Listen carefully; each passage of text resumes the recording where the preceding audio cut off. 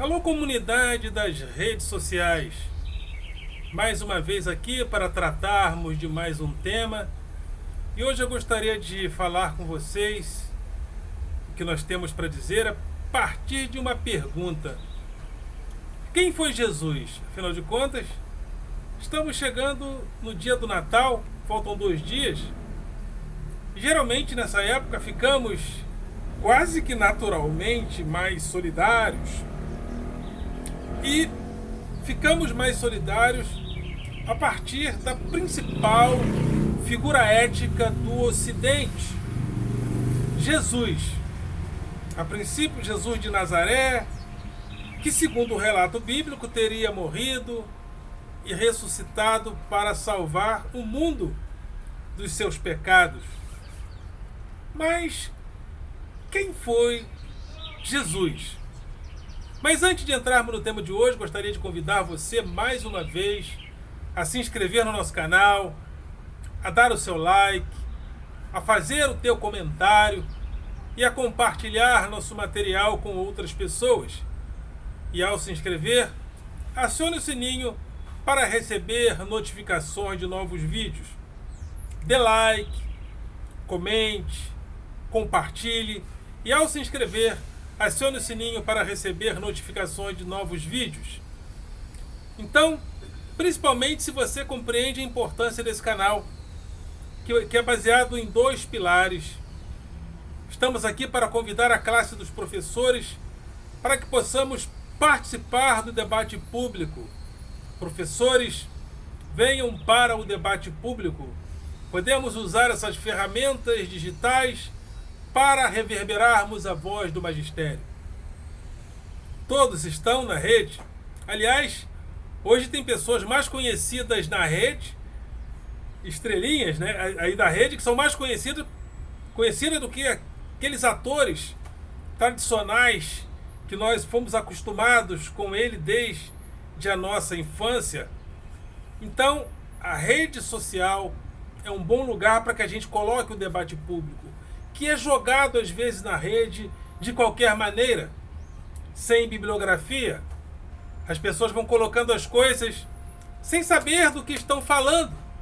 Aliás, como estamos falando de Jesus, teve um que falou que Jesus era capitalista. Porque as pessoas vão colocando as coisas. Como também Jesus não poderia ser socialista. Não havia o capitalismo em prática para que a crítica socialista pudesse ser colocada. Podemos fazer analogia, sim, em relação à vida de Jesus, em relação ao socialismo, ou alguns podem até pegar um elemento da vida de Jesus e fazer uma relação com o capitalismo. Agora, Jesus capitalista, Jesus socialista, pelo amor de Deus, sociedade capitalista começa a se desenvolver a partir dos séculos XV e XVI, quando os bancos começam também, esse é um fenômeno, quando também o sistema bancário começa a ser colocado como um dos principais motivadores do incremento à produção, porque até então banqueiros eram tidos como pessoas de somenos importância e até discriminados por praticarem o pecado da usura, a partir do momento que os créditos começaram a fazer parte da economia e os juros começaram a ser credenciados pelo sistema político, o pecado da usura deixou. Então os bancos passam a ser um dos principais motivadores do capitalismo, que ocorre a partir do momento que o capital se torna o principal motivador, porque é o acúmulo do capital que torna uma sociedade capitalista. Um bem capital é um bem que estimula a produção. É o principal fator de estímulo à produção. Por isso a sociedade que nós vivemos é uma sociedade capitalista, que vive do acúmulo do capital. Essa sociedade, que se dá a partir dos séculos XV e XVI, não existia na época de Jesus. Então Jesus não pode ter sido capitalista. E o cara ficou várias horas tentando me explicar que Jesus era capitalista. Não, mas Jesus multiplicou o pão. Eu falo, ô, cara pálida. Mas então a abelha é capitalista, porque a abelha multiplica o mel. Então, a vaca multiplica o leite. A terra é capitalista, porque você joga a semente, a terra multiplica. Então, isso não é assim. Então é o pensamento binário, né? E um dos objetivos desse canal também é combater o pensamento binário. Esse pensamento que o cara escolhe você como inimigo, então ele diz que o que você está falando está errado, e ele tem que dizer a qualquer custo que o que você está falando está errado. Então fala-se qualquer coisa. E esse canal tem esse objetivo também. Objetivo número 1. Chamar a classe dos professores para que possamos participar do debate público. E objetivo número 2, combater o pensamento binário, sobretudo nas redes sociais. E também tem o meu grupo de Facebook, Filosofia com Eldo Rosa Maçom, e o meu blog através do endereço rosamaçom.blogspot.com. Rosa Maçom sempre com 2 S e tudo junto. Então vamos lá, quem foi Jesus? Existe um pensador, até fiz uma certa amizade com ele há um tempo, faz tempo que não nos vemos, que é o professor André Leandro Chevitarese, tem um canal inclusive no YouTube também, professor da UF, professor titular sobre cristologia na faculdade, na universidade UFRJ, ali no Largo de São Francisco, no Rio de Janeiro. Esse professor tem um trabalho muito interessante, não só literário, como agora nas redes sociais, onde ele faz a diferença entre o Jesus da teologia, que é o Jesus... Quem é e qual é o Jesus da teologia? É o Jesus Filho de Deus, que teria vindo ao mundo, morrido e ressuscitado pelos nossos pecados. Mas existe também o Jesus histórico, que é o Jesus que teria se manifestado na história por vários motivos e por várias razões. Esse Jesus teria se projetado socialmente. Porém, o movimento que Jesus fazia parte, que era o messianismo, não era, segundo os especialistas, inclusive segundo o professor André Leandro Chevitarese, o messianismo era uma coisa muito comum naqueles dias. Várias pessoas apareceram como Messias, principalmente depois do cativeiro da Babilônia, onde apareceu a literatura apocalíptica, não só o Apocalipse de João, mas vários apocalipses, onde os autores sequer assinavam. Eles não assinavam e sempre o livro tinha aquela mesma conotação de irrupção do reino de Deus, com a vinda, com a irrupção, com o Filho do Homem Celestial ou com um Messias guerreiro que viria. Então o Apocalipse de João não foi um só. E dentro daquele ambiente messiânico, Jesus apareceu. E por razões as mais diversas, e até hoje os autores estão buscando as razões, um dos candidatos a Messias, ou Messias, segundo aqueles que creem, Jesus se tornou mais evidente que todos os outros. Porque é uma pergunta que até hoje os estudiosos estão colocando, estão fazendo, mas algumas coisas são evidentes, segundo a literatura. Jesus existiu, de fato, existiu o personagem Jesus. Ele é citado por vários autores da antiguidade, autores famosos, porque os rumores a respeito de Jesus chegou a Roma, que era a principal capital política da época, mas os romanos, lá na sua metrópole, não davam tanta importância para aquilo que acontecia na Galileia, né? Porque os romanos dominavam a Palestina em 4 províncias: Judéia, Galileia, Itureia e Cesareia. Jesus morava na Galileia e vinha de uma aldeia chamada Cafarnaum. E o Galileu era, dentre as províncias, o mais discriminado.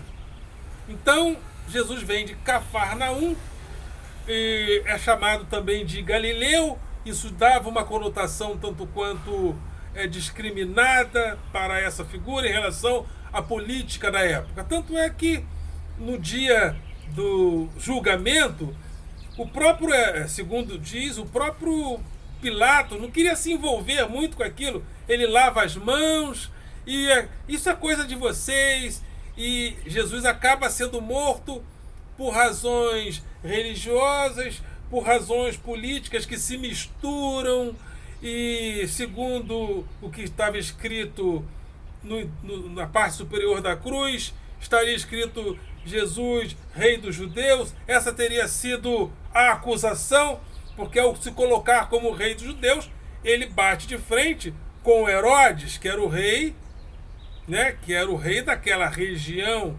chamada, que era o rei da Judéia. A Judéia eram aquelas províncias, né?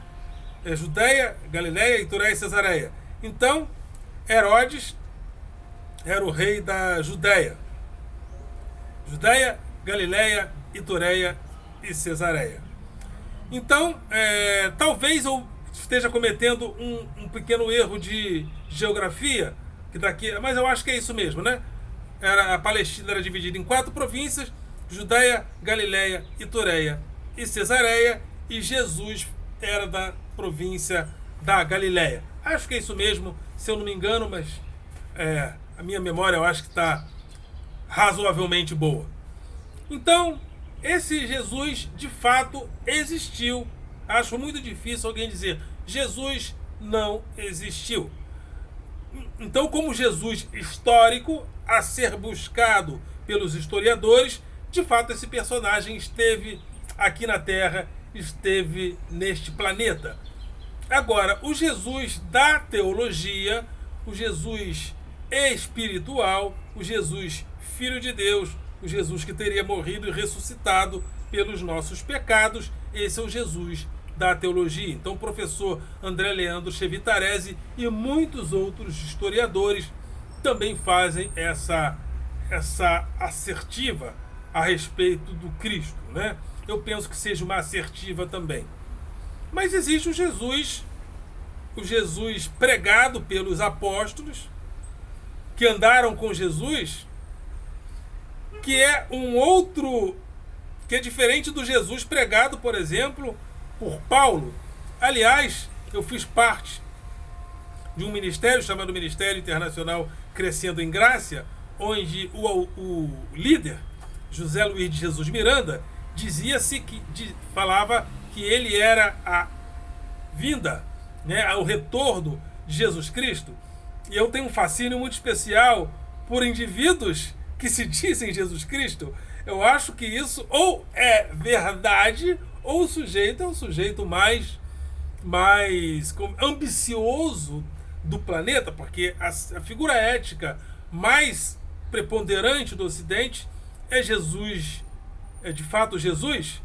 Então, quando o sujeito se diz eu sou Jesus Cristo, para mim, ele, se não é realidade, se isso não é verdade, ele é a pessoa mais ambiciosa do planeta. Essa pessoa, para mim, é mais ambiciosa que uma pessoa que quer toda a riqueza do planeta. De fato, então eu tenho um fascínio muito especial por figuras que dizem eu sou Jesus, né? Porque se o cara diz que é Jesus Cristo, mantém um equilíbrio e tem seguidores, então quem sou eu para dizer que não é? Né? Quem sou eu para dizer que o cara não é Jesus Cristo? Se é falso ou verdadeiro, aí eu deixo para a interpretação teológica. Mas eu tenho bastante admiração por indivíduos que dizem eu sou o Cristo. Depois, José Luiz de Miranda veio a falecer e a esposa dele disse que agora eu sou Jesus. Jesus Cristo, Lisbeth. Né? Então, temos José Luiz de Jesus Miranda faleceu em 2013 e Lisbeth agora diz que ela é Jesus Cristo.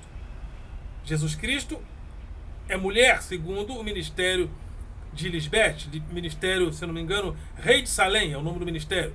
Rei de Salém. E Lisbeth diz que, além de Jesus Cristo, dela ser Jesus Cristo mulher, ou seja, Jesus Cristo Lisbeth diz que Jesus, que veio à Terra, era uma mulher.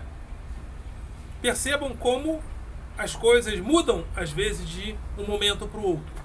E também por Lisbeth tem uma admiração profunda. Imagina, num mundo como o nosso, onde o próprio cristianismo tradicional, segundo a sua tradição, chamou homens para participar do apostolado, e de repente uma mulher aparece dizendo: o Cristo sou eu.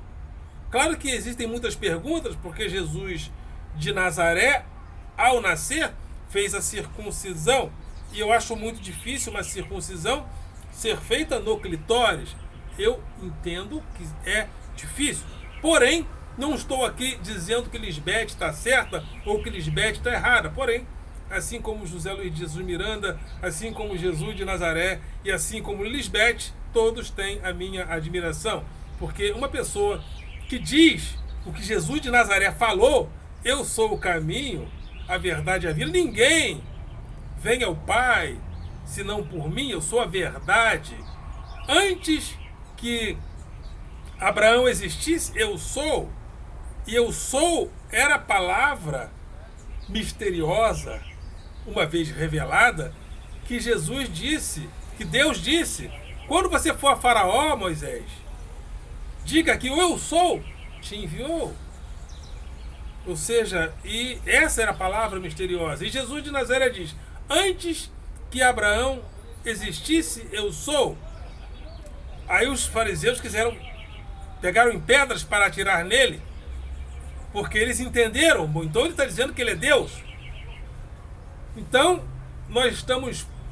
Aí Jesus falou: por qual obra vocês me atacam? Porque eu curei, eu fiz isso, eu fiz aquilo. Aí eles: não, nós estamos contra você porque você se diz Deus, você fala que é Deus. Mas Jesus permaneceu firme na sua missão, segundo está escrito, e o fato dele ter mantido, segundo o texto, até um equilíbrio muito, muito correto, muito coerente em relação ao que ele dizia fazer, segundo o que está escrito. Evidentemente que as coisas começaram a ser escritas muito depois da morte de Jesus Cristo. Houve uma tradição oral que antecedeu os textos escritos. Mas passou a fase dos apóstolos e veio Paulo. Paulo, segundo José Luiz de Jesus Miranda e os apóstolos de Jesus de Nazaré, eram inimigos ideológicos. Não havia uma relação ideológica entre eles. Inclusive, lá em Gálatas, Paulo diz: quando estive com Pedro em Antioquia, resisti-lhe face a face, porque era de condenar. E no contexto ali de Gálatas 2, que Paulo está dizendo é que ele ficou vários dias tentando mostrar para Pedro quem era de fato o Cristo que ressuscitou. Porque Paulo tem um evangelho diferente, baseado na fé, sem as obras. Paulo de fato diz que a fé é sem obras. Todos são salvos mediante a fé. Isto não vem de vós, é dom de Deus. Não vem das obras, para que ninguém se glorie. E de fato, os apóstolos tinham também uma mensagem, segundo Tiago inclusive, que a salvação não é só pela fé, é também pelas obras, diferente do que Paulo falava. E em Paulo, uma outra coisa interessante que José Luiz ensinou é que em Paulo não há pecado. O pecado acaba na doutrina de Paulo, porque uma vez que Jesus vem, ele anula a lei, e sem lei o pecado está morto.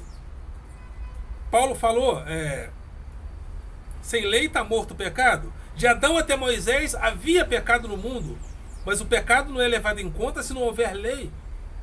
E sem lei, o pecado está morto. E segundo Paulo, o fim da lei é Cristo, que é uma outra diferença colocada pelo apóstolo, que dizia que era Jesus Cristo, José Luiz de Jesus Miranda. E José Luiz de Jesus Miranda dizia que uma vez que ele revelava essas coisas, ele era a vinda de Jesus. Ele era o próprio Cristo, porque ele vai a Paulo. E Paulo dizia que Deus viria revelar os segredos dos homens segundo o meu evangelho. Então, José Luiz, por entender que ele era o mensageiro da mensagem que Paulo deixou, ele era Jesus Cristo. Porque José Luiz fez uma separação entre o evangelho da circuncisão, pregado pelos apóstolos, e o evangelho da incircuncisão, pregado por Paulo. E no evangelho da incircuncisão não há pecado.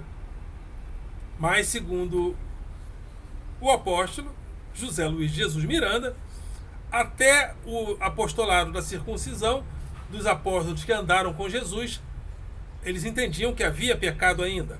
Mas, segundo Paulo, na interpretação do apóstolo José Luiz de Jesus Miranda, a partir de Paulo começa uma mensagem de que o pecado foi extinto, porque Cristo vem e ao vir ele abole a lei.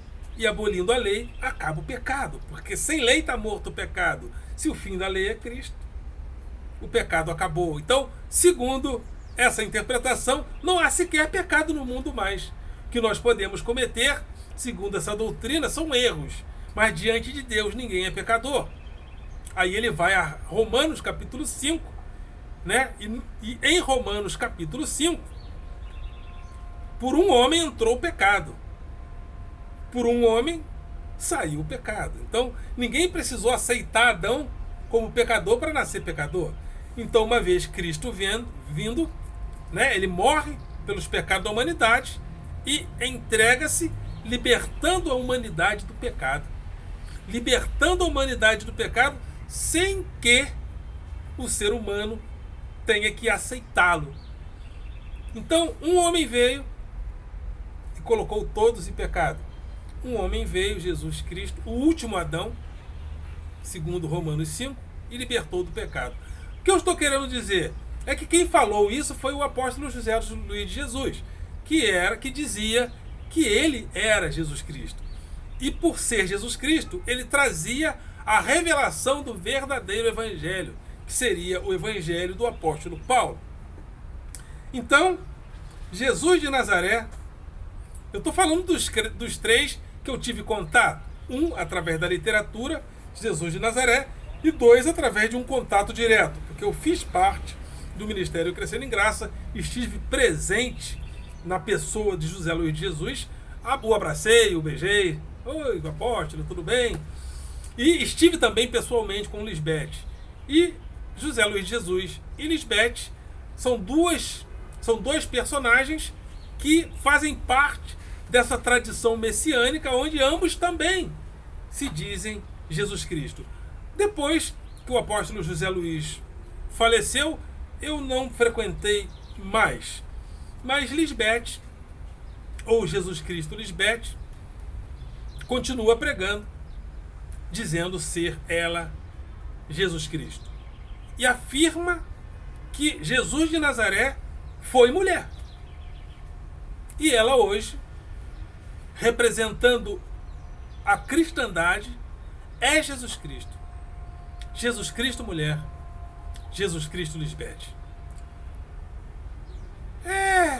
Por que eu estou falando essas coisas?